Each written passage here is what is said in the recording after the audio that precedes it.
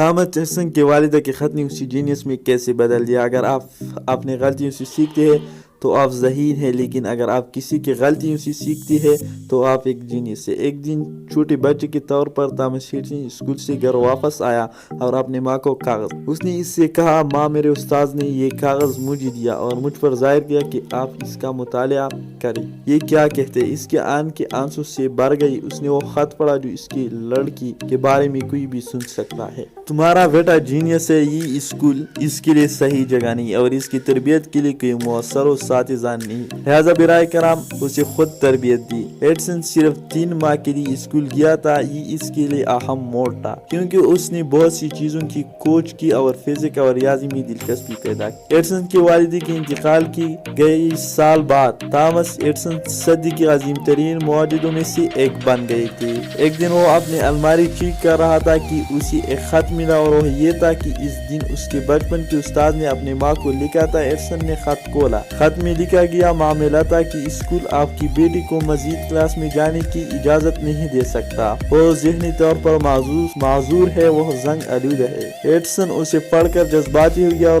پھر اپنی ڈائری میں لکھا، تامس ایڈسن ایک ذہنی طور پر کمزور بچہ تھا جس کے معنی اسی صدی کا جینیس بنا دیا.